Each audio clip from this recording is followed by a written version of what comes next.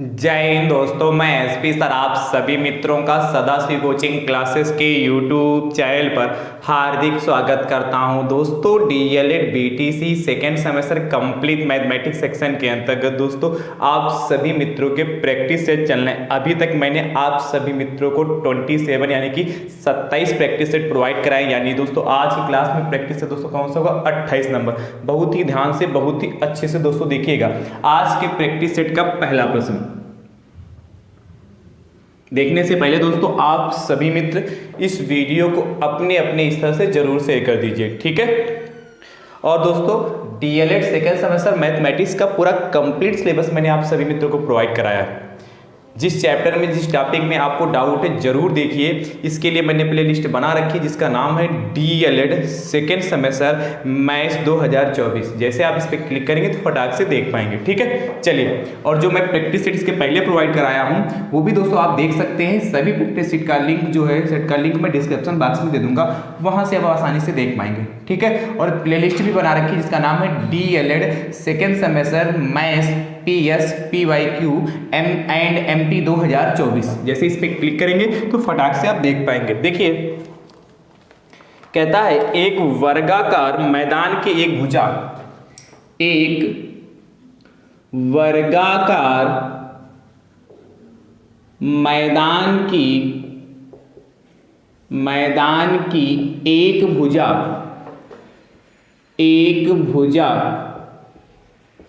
28 metre लंबी है। 28 metre लंबी है।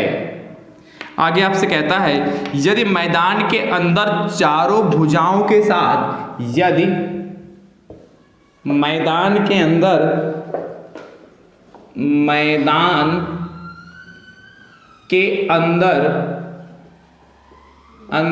चारों भुजाओं के साथ चारों भुजाओं के साथ 1.5 मीटर चौड़ा, 1.5 मीटर चौड़ा रास्ता छोड़ा गया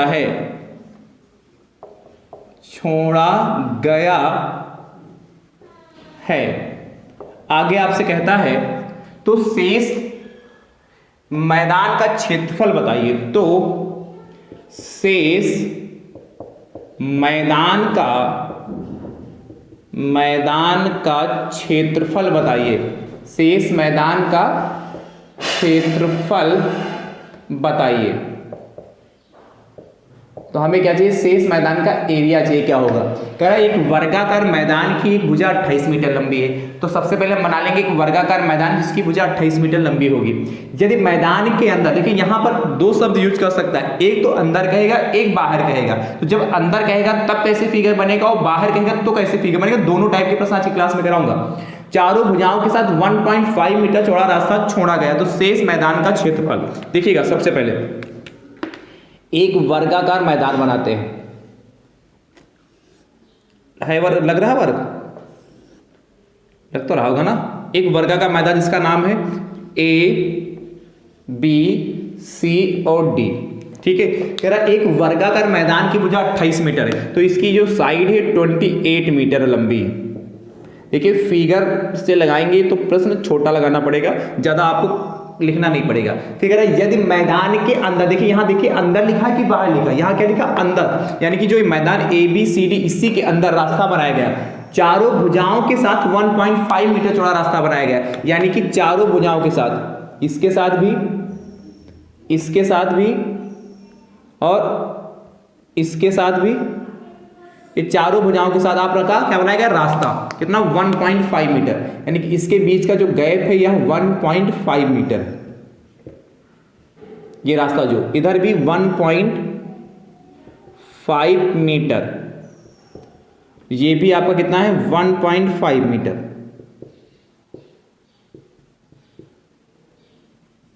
ठीक है। और इधर भी आपका कितना है? 1.5 मीटर। ठीक, अब आपसे कहता है रास्ता छोड़ा गया तो शेष मैदान का क्षेत्रफल। देखिए ये तो रास्ता हो गया, ये जो डिजाइन मैं बना रहा हूं ये वाली जो आपको डिजाइन देख पा रहे हैं ये तो आपका रास्ता हो गया। तो कह रहा शेष मैदान क्या, पी क्यू आर और ऐसे शेष मैदान बचा जाके, क्योंकि सब चारों तरफ बराबर रास्ता छोड़ा गया, 1.5 मीटर छोड़ा गया, यानी कि अंदर वाला भी पी क्यू आर एस एक वर्ग बनकर तैयार होगा, अंदर वाला भी एक पी क्यू आर एस वर्ग बनकर तैयार होगा।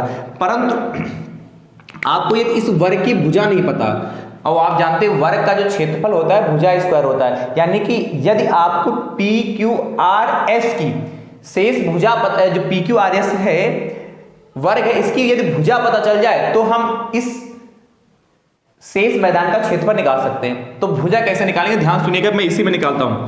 1.5 मीटर ये है, 1.5 मीटर ये है, इधर से 1.5 मीटर और इधर से 1.5 मीटर, थोड़ा जोड़िए, 1.5 प्लस 1.5 कितना होगा, 3 होगा कि नहीं। जब ऐड करेंगे तो 5 5 10 हो गया, पॉइंट के नीचे पॉइंट आ गया, और एक एक कितना 2 और 3 मीटर हो गया, यानी कि 3 मीटर, यानी कि 1.5 मीटर इधर 1.5 मीटर इधर, तो 3 मीटर रास्ता कुल मिला के छूटा जाके। भुजा कितनी 28 है, 28 में से 3 घटाओ कितना आ जाएगा 25, यानी कि जो वर्ग पी क्यू आर एस होगा इसकी जो भुजा कितनी होगी 25 मीटर होगी। कितनी होगी 25 मीटर होगी, होगी कि नहीं होगी। हाँ, तो देखिए जो वर्गाकार मैदान की क्या दिया है, थोड़ा दिया है लिख दें, दिया है वर्गाकार मैदान की भुजा बराबर 28 मीटर। ठीक है, लिख लो शेष अच्छा वर्गाकार मैदान नाम दे दो उसका ABCD, यहां लिखना ABCD, वर्गाकार मैदान ABCD की भुजा 28 मीटर। शेष वर्गाकार मैदान कौन सा, PQRS की भुजा कैसे निकालोगे, शेष वर्गाकार मैदान PQRS की भुजा कितना हो जाएगा 28 माइनस का कितना 1.5 प्लस का 1.5, यानी कि 28 माइनस कितना 3.0, यानी घटाओगे कितना 25 मीटर। तो आप क्या लिखोगे, पूछा क्या था, शेष मैदान का क्षेत्रफल लिखोगे, शेष वर्गाकार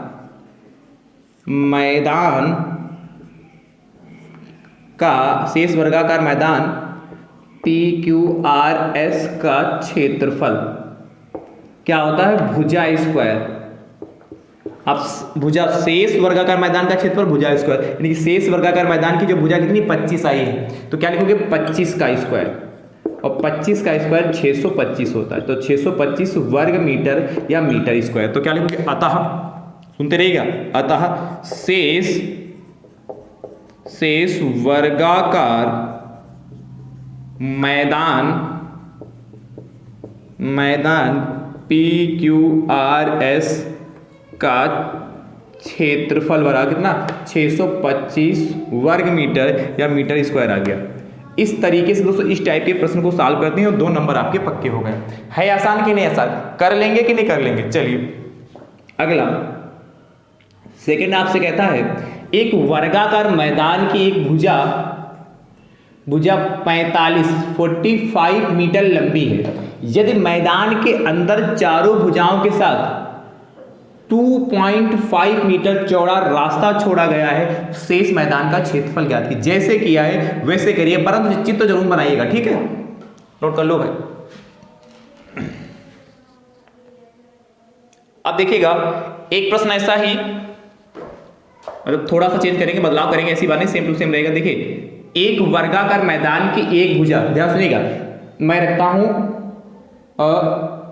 एक भुजा 35 मीटर लंबी है, यदि मैदान के बाहर जहां अंदर वहां बाहर करने, कितना अंतर होगा, बाहर चारों भुजाओं के साथ 2.5 मीटर चौड़ा रास्ता छोड़ा गया तो शेष मैदान का क्षेत्रफल बताइए। ध्यान से सुनिएगा कैसे करेंगे इसको, बहुत ही ध्यान से देखिएगा।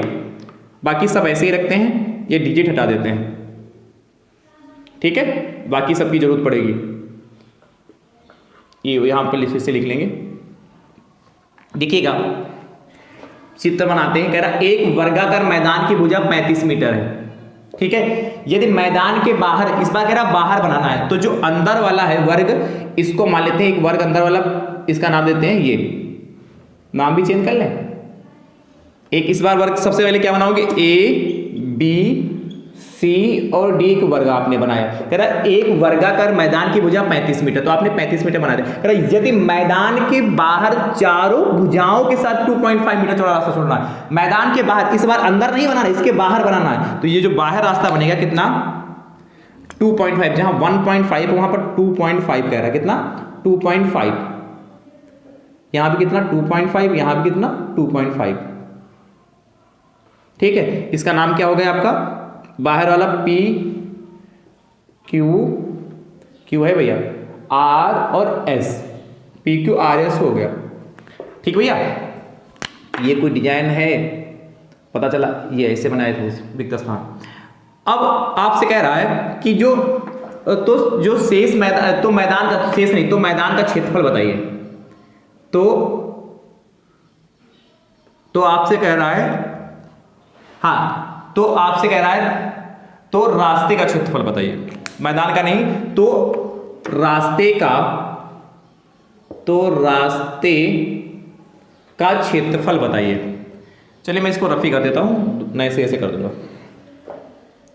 तो आपसे कह रहा है रास्ते का क्षेत्रफल बताओ। देखिए कैसे करेंगे इसको, प्रश्न समझ गए। देखिए यहां बाहर कहा है, इसलिए बाहर से बनाए। तो देखिए अंदर वाले वर्ग की भुजा तो हमें पता है 35 है, परंतु जो बाहर वाला वर्ग बना पी क्यू आर एस, इसकी भुजा नहीं पता है, तो इसकी भुजा कैसे निकालेंगे। देखिए 2.5 इधर, 2.5 इधर, इतना बढ़ गया, 2.5 और 2.5 बढ़ गया ना, तो 2.5 प्लस 2.5 5 मीटर बढ़ गया, और टोटल कितनी 35 थी, 5 मीटर और बढ़ गया, तो कितना हो गया 40 मीटर। कितना हो गया 40 मीटर हो गया। अब देखिएगा 40 मीटर जब हो गया तो आपसे पूछा गया तो रास्ते का क्षेत्रफल बताइए। तो रास्ता कितना है, ये जो डिजाइन बनी इसका क्षेत्रफल चाहिए। तो इसका क्षेत्रफल कैसे निकलेगा, जब हम वर्गा का मैदान पी क्यू आर एस का क्षेत्रफल निकाल लें और वर्गाकार मैदान ए बी सी डी, मतलब क्या, वर्ग पी क्यू आर एस का क्षेत्रफल निकाल लें और वर्ग ए बी सी डी का क्षेत्रफल निकाल लें। सुनते रहिएगा, क्या ये जो बड़ा वाला वर्ग उसका क्षेत्रफल निकाल लें और जो छोटा वाला वर्ग उसका क्षेत्रफल निकाल लें। बड़े वाले वर्ग के क्षेत्रफल से छोटे वाले वर्ग के क्षेत्रफल को घटा दें, तो ये रास्ते का क्षेत्रफल ही तो बचेगा। चलिए मैं फिर से समझाऊंगा। तो दिया है, मैं क्या लिखोगे, दिया है वर्गाकार मैदान, क्या माना आपने, ए बी सी डी की भुजा बराबर 35 मीटर, ठीक है। इतनी बात क्लियर हो गई। तो जब भुजा 35 मीटर हो गई तो यहां से वर्गाकार मैदान, अच्छा चलिए एक साथ निकाल लेंगे, इसको छोड़िए कि भुजा 35 मीटर हो गई, इसको मान लेते हैं ए बराबर 35 मीटर हो गया। और इसी प्रकार वर्गाकार मैदान दाए भाई, मैदान कौन सा, पी क्यू आर एस की भुजा, इसको मान लेते हैं ए डैश बराबर कितना हो जाएगा, 35 तो हाई है, और कितना जुड़ेगा 2.5 प्लस 2.5, तो 35 और प्लस कितना 2.5 प्लस 2.5 5.0, यानी कि टोटल 40 मीटर हो गया। अब आपसे पूछा तो रास्ते का क्षेत्रफल, तो लिखोगे रास्ते का क्षेत्रफल, लिखोगे वर्गाकार मैदान जो बड़ा वाला मैदान है कौन सा, पी क्यू आर एस का क्षेत्रफल माइनस वर्गाकार मैदान कौन सा, ए बी सी डी का क्षेत्रफल, ठीक है। तो आप पाएंगे क्या, वर्गाकार मैदान PQRS का क्षेत्रफल, वर्ग का क्षेत्रफल भुजा स्क्वायर होता है और PQRS की भुजा कितनी A डैश, तो A डैश का स्क्वायर माइनस वर्गाकार मैदान ABCD, तो ABCD की भुजा कितना A, तो A का स्क्वायर हो जाएगा। तो A डैश कितना है, ये A डैश है, A डैश कितना 40 का स्क्वायर हो जाएगा और माइनस A का स्क्वायर 35 का स्क्वायर हो गया। ठीक है, 40 का स्क्वायर 4 चक्कू 1600 हो गया और 35 का स्क्वायर कितना हो जाएगा, 35 गुणे 35, तो 25 के 5 से लें 2, 5 दिए 15, 2 17, 35 सती 105, ये तो होगा। और 7 5 12 के 2 और 1 2 12 25, 9 घटा लो उसमें से, तो यहाँ क्या हासिल लेंगे 10 में से 5 जाएगा 5, यहाँ बचा देखिए कितना 9 में से 2 गया 7, यहाँ बचा देखिए 5 में से 2 गया 5, नहीं सॉरी 5 में से 2 जाएगा 3 बचेगा ना, 375 वर्ग मीटर। तो नीचे लिखने ना अतः रास्ते का क्षेत्रफल, रास्ते का क्षेत्रफल बराबर 375 वर्ग मीटर, ब्रैकेट में बंद कर लीजिए। ठीक है, नोट कर लीजिए, फिर अगला प्रश्न बताते हैं।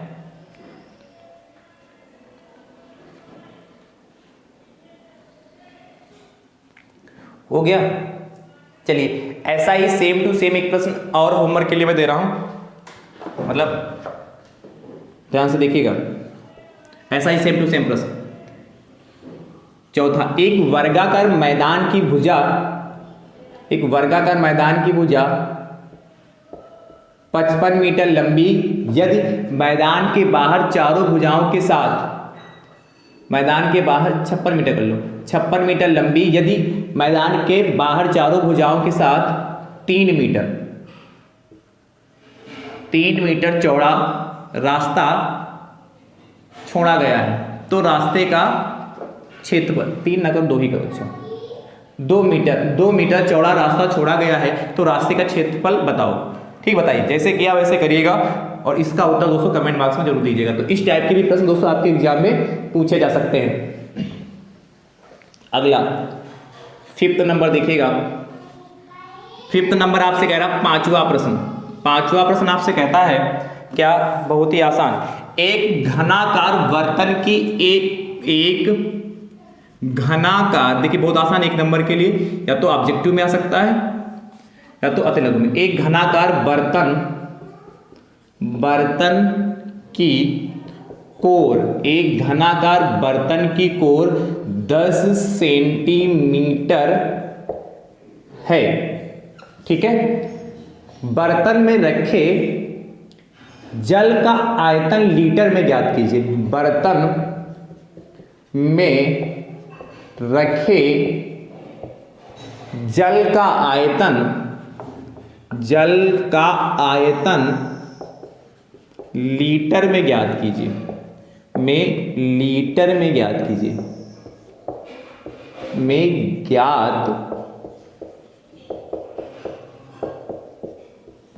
अब ध्यान समझिए कैसे करेंगे, छोटा सा प्रश्न है और आसान है। ठीक है, तो आप करें इसको।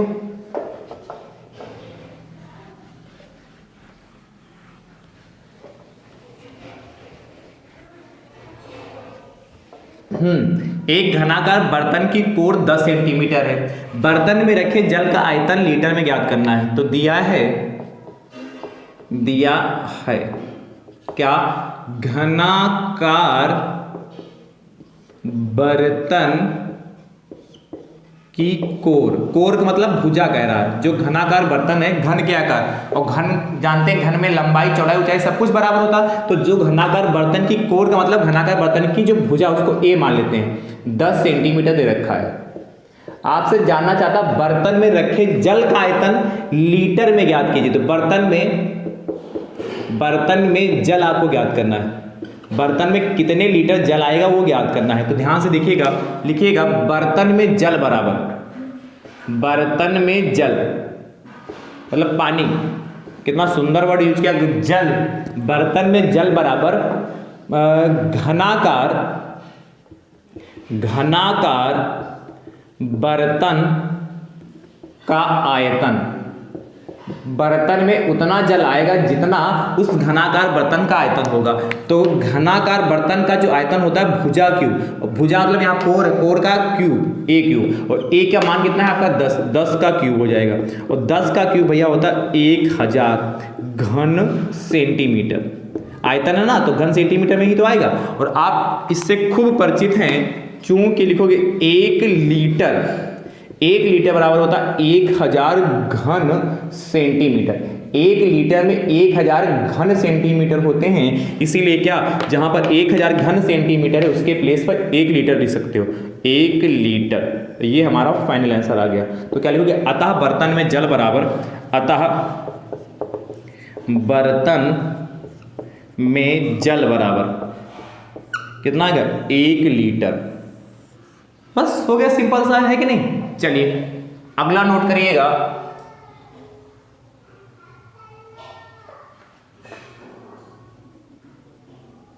पांचवें के बाद छठा कह रहा है एक घनाकार बर्तन की कोर, एक घनाकार बर्तन की कोर 100 सेंटीमीटर है। वैसे 100 सेंटीमीटर की जगह 1 मीटर भी ले सकता है। 100 सेंटीमीटर है, चलिए अच्छा मैं 100 सेंटीमीटर है, बर्तन में रखे जल का आयतन क्या लीटर में ज्ञात कीजिए। 100 की जगह 1 मीटर कर दें, आप चेंज कर लेना इसको, 1 मीटर है, ठीक है। एक घनाकार बर्तन की कोर 1 मीटर है, बर्तन में रखे जल का आयतन लीटर में ज्ञात कीजिए। तो चाहो तो इसी फॉर्मूले से जब लगाओगे, घनाकार बर्तन का आयतन बराबर A क्यूब, परंतु यहां मीटर में है तो 1 का क्यूब कर देना, 1 आएगा, A बराबर 1 मीटर, इसको सेंटीमीटर में चेंज करना, 100 मीटर हो जाएगा। तो यहाँ एक जगह 100 का क्यूब हो जाएगा, सॉल्व कर लेना, आंसर बताइएगा क्या आएगा। अगला 7वां प्रश्न दोस्तों आपसे कहता है, 7वां नंबर, बहुत ही ध्यान से। 7वां प्रश्न क्या कह रहा है,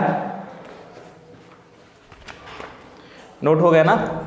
7वां नंबर प्रश्न देखिएगा, 7वां आपसे कहता है क्या, सिंपल सा प्रश्न है कि 2x माइनस का 2x प्लस वाई माइनस का z माइनस का 3x plus Y plus 2z को सरल कीजिए,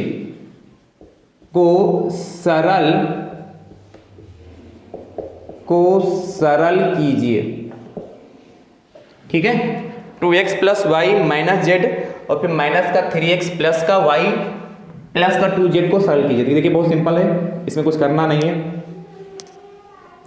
हमें क्या करना है, इसको सिंप्लीफाई करना है। देखिएगा 2x प्लस का y माइनस का z माइनस का 3x प्लस का y प्लस का 2z, इसको हमें क्या करना है, सरल करना है। तो 2x plus Y minus Z है, फिर माइनस लगा दें, माइनस प्लस माइनस का 3x और माइनस प्लस माइनस का y और माइनस प्लस माइनस का 2z, बस ब्रैकेट ओपन करना है।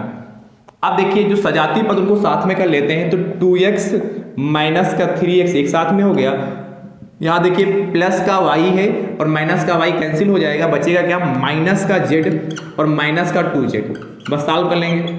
तो देखिए प्लस का 2x है माइनस का 3x है, तो प्लस के 2x में से माइनस का 3x जाएगा तो माइनस का x बचेगा, माइनस का z माइनस का 2z माइनस का 3z, ये हमारा फाइनल आंसर आएगा। चाहो तो माइनस कॉमन ले सकते हो, तो क्या x प्लस का 3z बचेगा, ये भी आप आंसर लिख सकते हो, वो भी, दोनों आंसर आप लिख सकते हैं, चाहे ऊपर वाला आंसर लिखो चाहे नीचे वाला आंसर लिखो, दोनों आंसर आप लिख सकते हैं, ठीक है। नोट करिए। अगला देखिएगा 8 नंबर, 8वां प्रश्न दोस्तों आपसे कहता है, ठीक है, 8वां प्रश्न बताएं।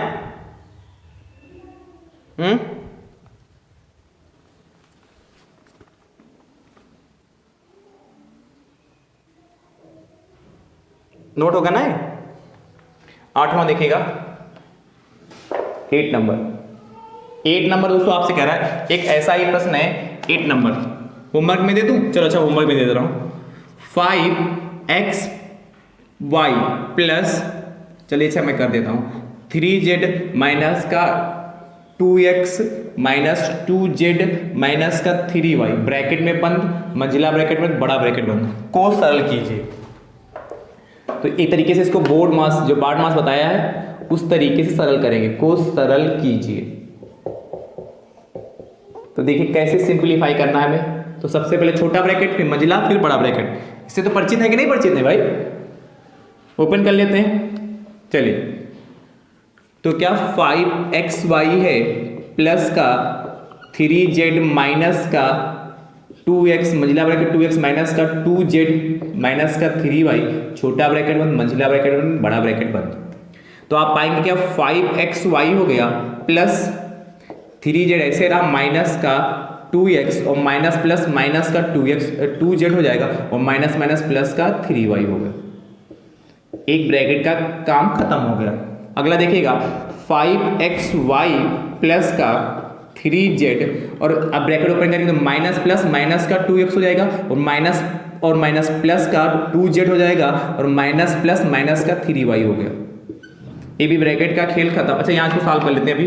देखिए 5xy प्लस का देखिए 3z है, यहाँ पर 2z है तो 5z हो जाएगा। बाकी तो कुछ सॉल्व नहीं होगा तो माइनस का 2x माइनस का 3y हो गया। ब्रैकेट ओपन कर लेते हैं। ब्रैकेट ओपन करने पर क्या 5xy प्लस का 5z माइनस का 2x माइनस का 3y। चूंकि यहाँ प्लस इसलिए चिन्हों पर कोई प्रभाव नहीं पड़ेगा और यही आंसर आ गया। देखिए और इसमें कोई सॉल्व भी नहीं हो सकता है कि नहीं। चलिए नोट कर लीजिए भाई। अगला देखिएगा 8 के बाद 9th दोस्तों आपसे कहता है 9 नंबर प्रश्न, 9 नंबर कहता है यदि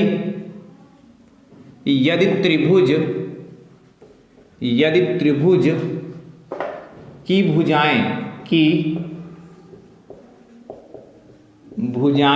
A, B तथा C हैं तब त्रिभुज का अर्ध परिमाप होगा। है तो त्रिभुज का ऑब्जेक्टिव प्रश्न है, त्रिभुज का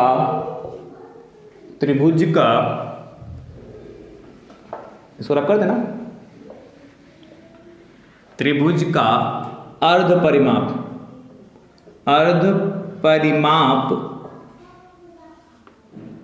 होगा। त्रिभुज का अर्ध परिमाप होगा। ऑप्शन देखिए पहला, फिर दूसरा, फिर तीसरा, फिर चौथा।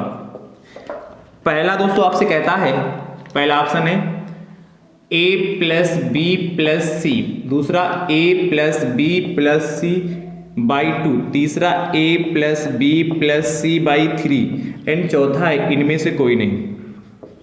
इनमें